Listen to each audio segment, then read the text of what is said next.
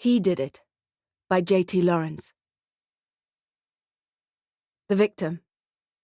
The victim drove a '66 Cadillac DeVille convertible with fender skirts and cracked upholstery. That's what you get for driving a cabriolet in Africa. Cracked leather seats that will pinch your ass and a dash so brittle it looks like it'll shatter if you punch it. I looked down at my knuckles, scarred and blotchy, like hills blighted with drought. Maybe I should stop punching dashboards. What the hell was he doing with a Cadillac anyway? Cadillacs are for wide open roads and happy neighbors, drive-ins and coke floats and roller derbies, cheerleaders snapping pink elastic bubble gum, and middle-aged businessmen in bright ties, sweating, smoking cigars. The man should have known this car has no place in a city like Joburg, with its grey skyscrapers and piss-grubby bridges and blistering sun, and pedestrians who will knife you for your phone. The car sticks out like a sore thumb, like a bright blue sore thumb. What is that colour anyway? Duck egg? Teal? Aqua, says Dom. It's aqua. Dom's lying on the car's bonnet like a pin-up girl, except he's hairy and wearing an Italian suit. Ah, I say, yes, aqua. Or it used to be aqua anyway. The fingerprint team attacked the vehicle so enthusiastically, it looks like Pablo Escobar sneezed. Is all that snow really necessary? I ask them. They just frown at me. They're always getting into trouble. People are always phoning the station saying they didn't even dust for fingerprints, so now they're generous with the powder and don't clean up afterwards. Who can blame them? I don't. Who cares if they leave the crime scene looking like a festive season showdown at a shopping mall? Inspecting the photographs entered into evidence, you'd think Father Christmas had been strewing dead bodies all over the city. Serial killer Santa. Domino starts whistling a Christmas carol. I think it's a carol anyway. It makes me think of that acrid smell of a spent cracker. Potassium nitrate. Charcoal sulfur. There's nothing quite like the smell of gunpowder to celebrate the festive season. The word cabriolet originally comes from the French language, says Dom. He's in a philosophical mood, I can tell. Mid-century, cabriole is a goat's leap. Are you telling me that the French have a distinct word for a goat's leap? They did, anyway. What can I say? The mind boggles. The next question was going to be, what do goats leaping or otherwise have to do with convertibles? But then I noticed something. A fake bottom in the glove compartment. And I want to tell Dom, but he has already disappeared. The body on the slab is barely cold. It doesn't yet have that gorgonzola appearance, that pale, stinking wax marbled with navy veins. The victim stretches out, mouth and palms open, as if expecting to receive alms in the afterlife. Riches, roses, redemption. Who knows but the ones who have beaten us to the final bun fight? Despite the freshness of the corpse, I sniff into my elbow. It's a habit I picked up from an old pathologist at the Metro Police Academy. And by old, I do mean old. Dr. Sham was 90-something in the shade, prompting the less mature trainees to joke that cadavers had more life in them than he did. The habit has stuck with me since. Sniff into your elbow. Don't skip lunch. Smear Vicks under your nose for the riper cadavers. Freshies have their pros and cons. With short post-mortem intervals, you don't need to worry about being surprised by a rogue flesh-eating beetle scuttling out of an orifice or a churn of maggots beneath the skin. But fresh bodies haunt me in a different way. When I look at this man's skin, I can't help imagining his heart crimson and beating in a close parallel life. When you're on the force in a city like this, you're cheek to cheek with death, always dancing. You see how fine the line is between alive and kicking to kicking the bucket. It's a whisper, a wrinkle, a single barb of a feather. Dying isn't something that happens to other people. You think you're safe? You're not. Asphyxiation, says the forensic on duty. Yiba's a sturdy woman who I've never seen in either makeup or jeans. She has a gentle masculine energy, a tomboy in a skirt. Not that the doctor's shape is any of my business, but I do prefer women with a bit of weight on them. I won't say a bit of meat. Not in here. Not after what I've seen lying in these refrigerated hammocks. It's not a sexual preference either. It's not about having something to hold on to. I used to prefer thin women, but now they just seem more vulnerable. Jutting hip bones look good in a magazine, I suppose, or on a catwalk, but their real-life fragility worries me. I see through the designer trouser flare. I have X-ray vision born of exposure. I have truth goggles. I don't see the pleasing aesthetic of the trouser flare. I see a welted ivory thigh, a cracked pelvis, painted purple with contusions. Asphyxiation? I say. Really? Yiba looks up from her clipboard, clicks her ballpoint pen, releasing the spring. You're surprised? I'm always surprised. No, you're not. I find life eternally surprising. No, you don't, says Yiba. You're right. I don't. Then why say it? I shrug. Making small talk? Wasting breath. I look down at the body, a fitting way to end the conversation. I drive to the station and check my desk for news. Half-drunk pools of muddy coffee lie stagnant in chipped mugs. I count 3, and then I stop counting. What a cliché. A small drowned moth floats in a caffeine shimmer. I'm about to take the offending cups to the office tea station when I see the file on my keyboard. I abandon my plight and sit down. I don't even hear my chair squeak anymore. For all the powder used at the scene, there are no fingerprints. Not one. Not a whirl or a ridge in sight. But don't be discouraged. No prints is a clue in itself. Someone wiped down the Cadillac, says Dom, making me jump. I should be used to him just appearing by now, but sometimes he still catches me off guard. He's sitting on the edge of my desk, swinging his legs. He picks up a felt pen, uncaps it, and sniffs. I move a mug away from him, worried he'll spill it, even though I know he won't, or can't. No shit, Sherlock, I mutter, looking around the station, hoping no one will hear me talking to myself. Domino smiles at me, a big, life-affirming grin. He's wearing an aqua tie. A 24-year-old white male is asphyxiated and his body is left on the back seat of his questionable Cadillac on the side of the road. I always think of asphyxiation as drowning. You're deprived of oxygen and your heart stops. It's the same thing, really. Air, everywhere, and not a breath to gasp. Except that drowning is often an accident. Asphyxiation, less so. Unless you count those rock stars who accidentally commit suicide by autoerotic suffocation. That's a whole nother ballgame. And then there's that strange case in Bedford View in '86 that I'll tell you about sometime. But let's not get distracted. Yiba texts me. ID, Lucas Bernick, white male. Date of birth, 26th 5th, 1994. Skin cells, she types, under nails. Contusion malar, dislocated metacarp joint. A bruised cheekbone and an injured fist. Our man did not go down without a fight. Bad news, types Yiba. Yes, I think. That is pretty bad news. For Lucas Bernick, anyway. But I'm happy. We've got an ID and possible DNA evidence. Before I have time to reply, Yiba types something else. DNA match, SAP badge number 7899265. Oh, that is bad news. The skin cells underneath the Vic's nails match someone in the force. I quickly type the badge number into the system, and when I see who it is, I bring my hands up and rest my face in my palms. Shit. I feel my shoulders fall. Disappointment cools my bones. Sergeant Mabusi. Young, fresh-faced, so full of promise. He'd been under my wing for a couple of months in 2016 before he decided to move to drug law enforcement. What a coincidence, says Dom. I reclaim my face. Dom spins a cheap black ballpoint pen on my desk.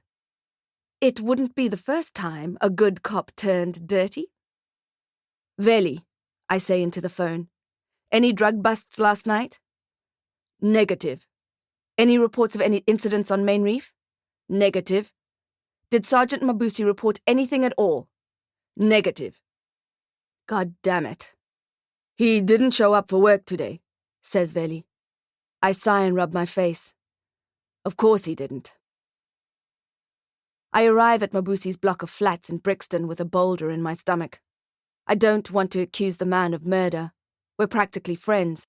He invited me to his family braai. I broke bread with his mother, for God's sake. But now, a part of his skin is sitting under a fingernail of a refrigerated body, and I can't think of any other conclusion. Not until I know more, anyway.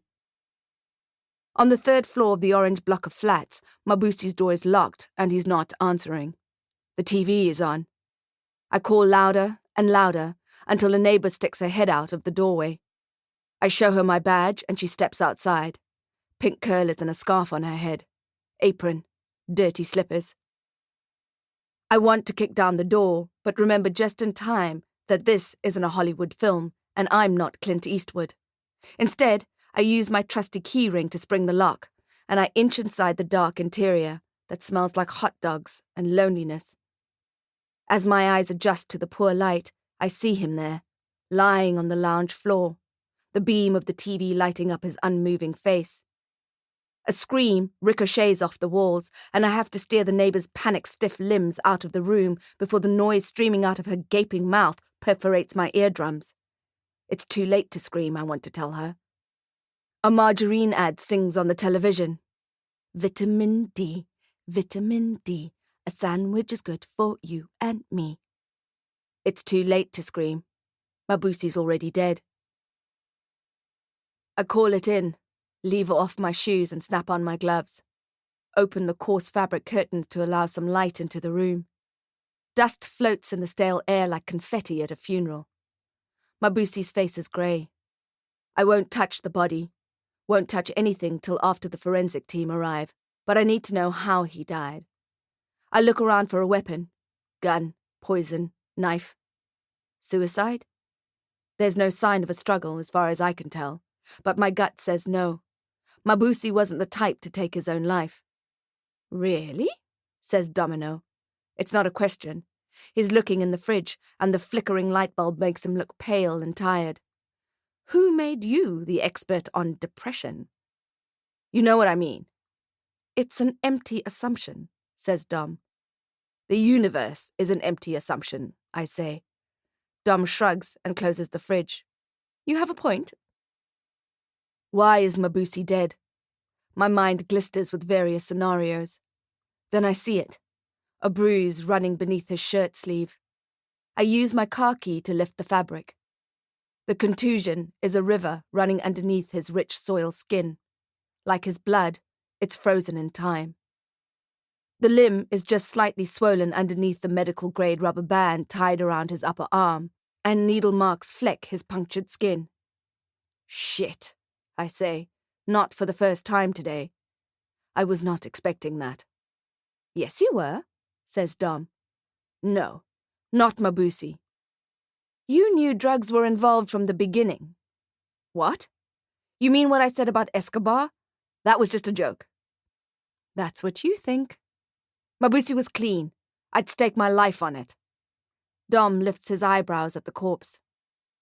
That wouldn't be a smart idea. I sit down on a couch that sighs underneath me. I shouldn't be touching anything, but my legs are suddenly fatigued. I rub my face again. It's a mistake. I hate the smell of latex. The rubber comes away with an oily sheen. Things happen, says Dom.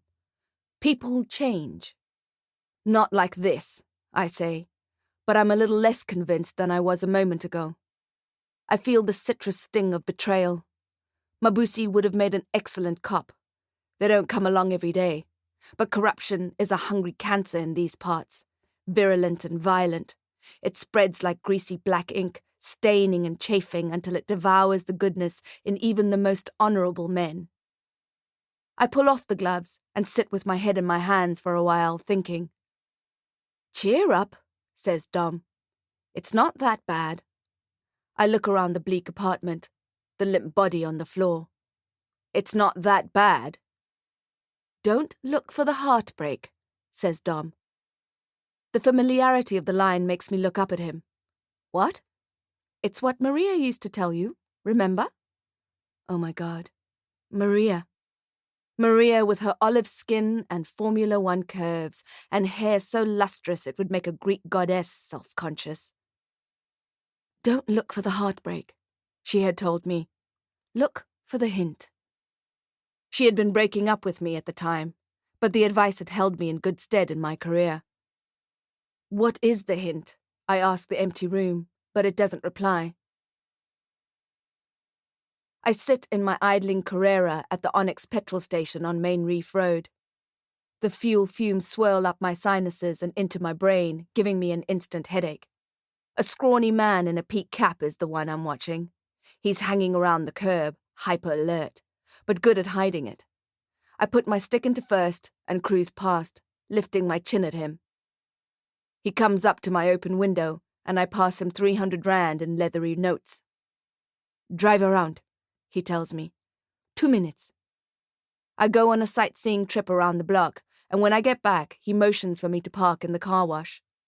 I don't switch off the ignition. The man passes me a small bag of powder the color of graveyard sand. Of course, the hint had been heroin. How much more can you get me? I ask. How much more do you want? 10,000? The man laughs, but not for long. Money first. Sighing, I pop the trunk, and he blinks in surprise. I climb out and walk towards the open boot. You coming? He hesitates, but greed wins out. When he gets to the back of the car and reaches in for the scruffy tug bag, I pull a bag over his head, rush it with tape, and push him into the trunk. I slam it closed, and I look over my shoulder to make sure no one has seen it happen. I drive south, towards a strip of felt I know. I dial up the volume to drown out the sounds of his muffled shouting. After 10 minutes, he stops struggling.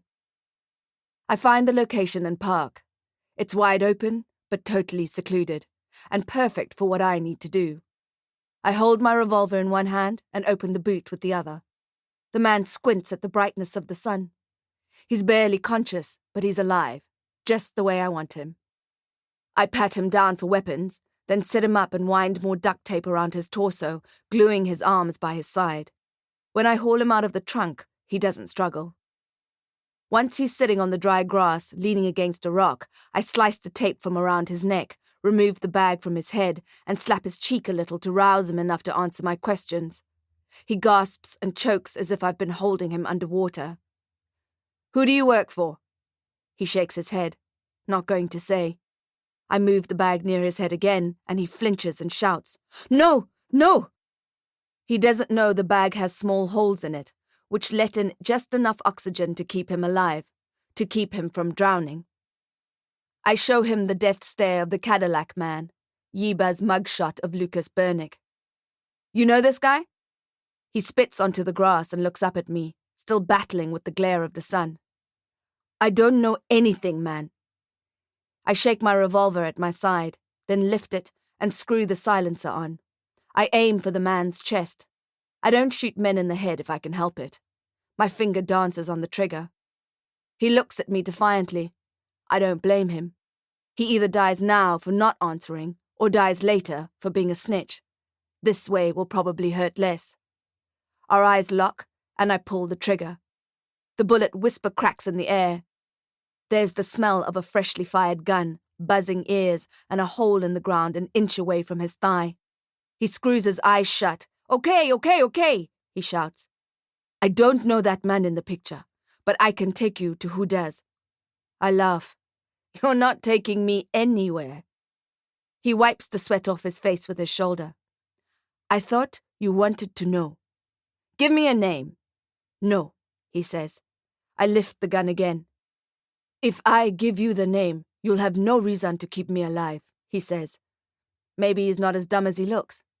Also, he says, you probably won't believe me if you don't see it with your own eyes.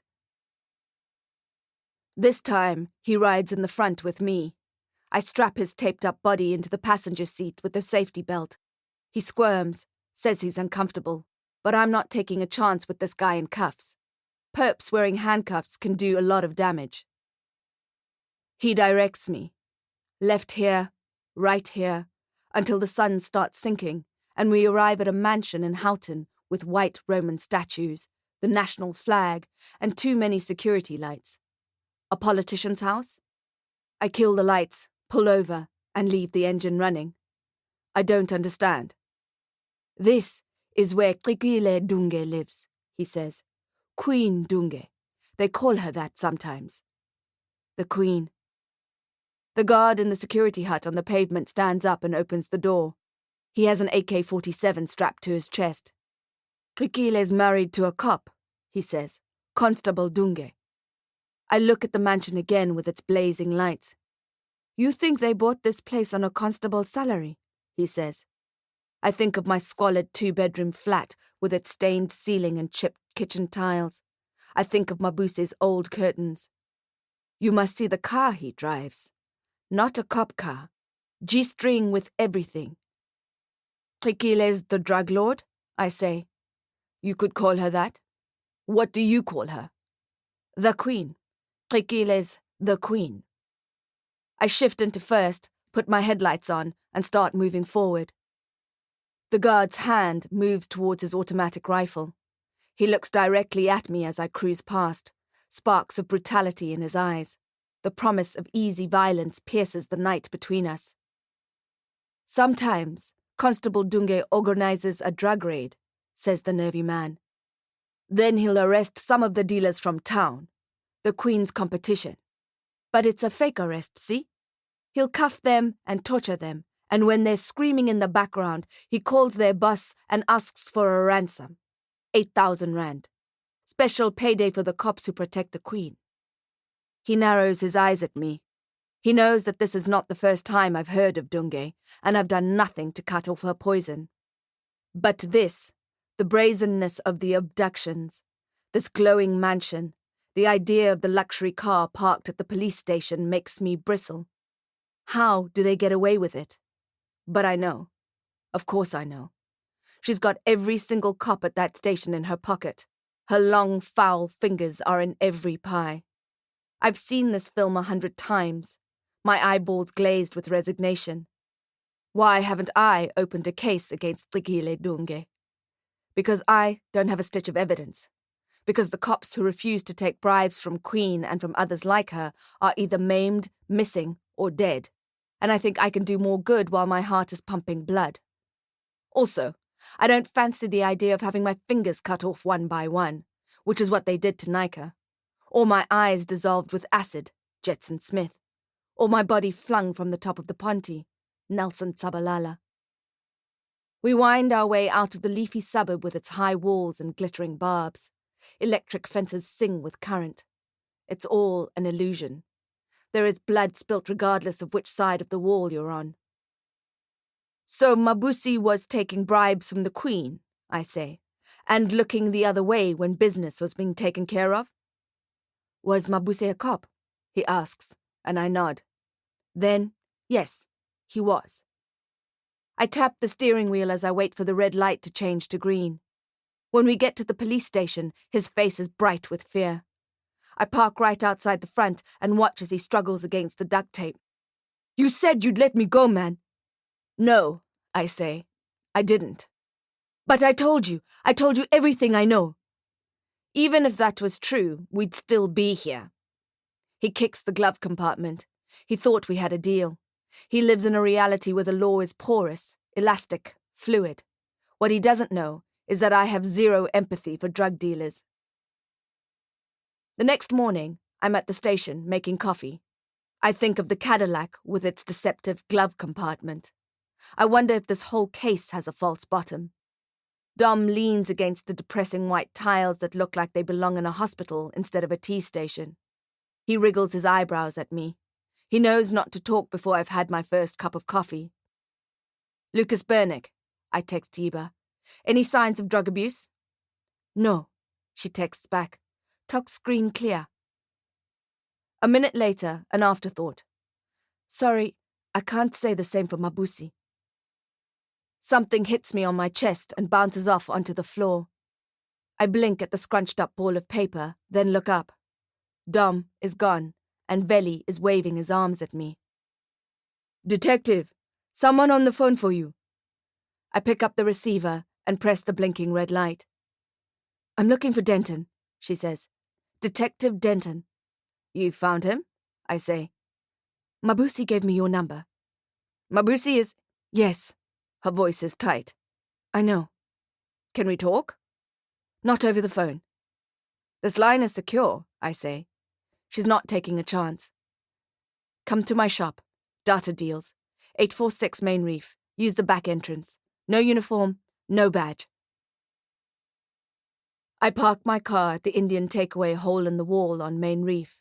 Curry den. Samosas catch a tan under the ancient heating lamp, despite the temperature clocking in at 34 degrees Celsius. Scent ribbons of frying onions and spices spool out of the small aperture, and I imagine how steaming that kitchen must be.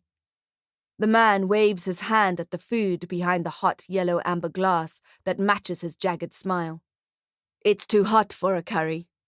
Too hot for anything but lying in a dim room with a fan blowing on you and ice chinking in your glass as it melts down. I make my way past bandanas, umbrellas, and synthetic fashion on mannequins that have seen better days. The back door of the data shop is easy enough to find. Fiona? A woman with dark, scarred skin looks at me and blows smoke out of her nostrils. She crushes out her cigarette in a cracked flower pot and jerks her head towards the inside of the shop. Cell phone chargers hang from all over, springy cables like decorations at a party. Cheap covers and Hong Kong phones wait patiently in their brittle plastic casing. There are no chairs.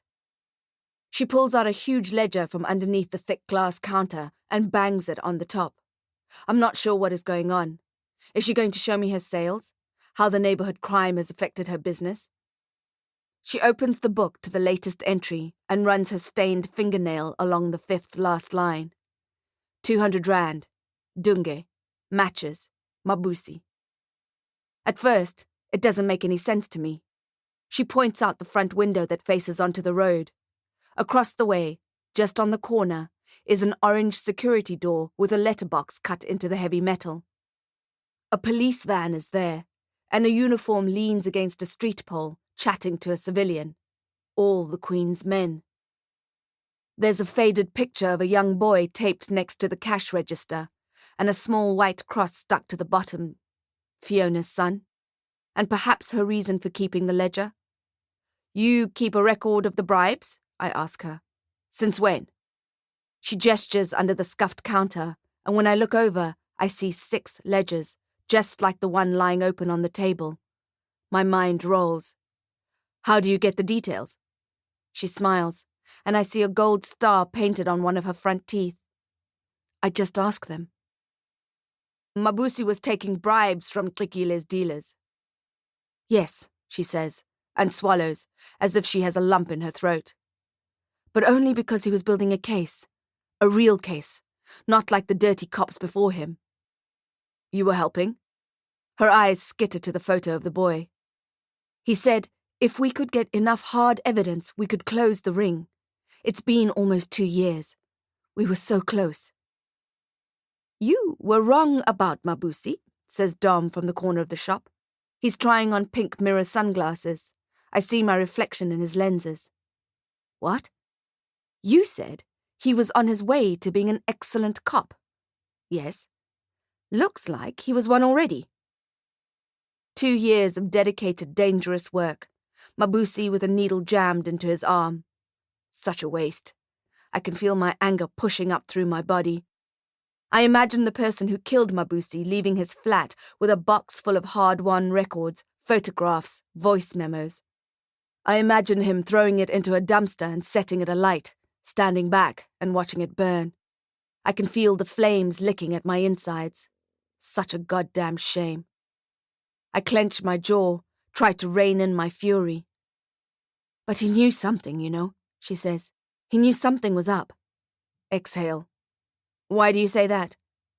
He was in too deep. That's what he said when he came here yesterday. He arrived with a friend. A friend? They may have been more than friends.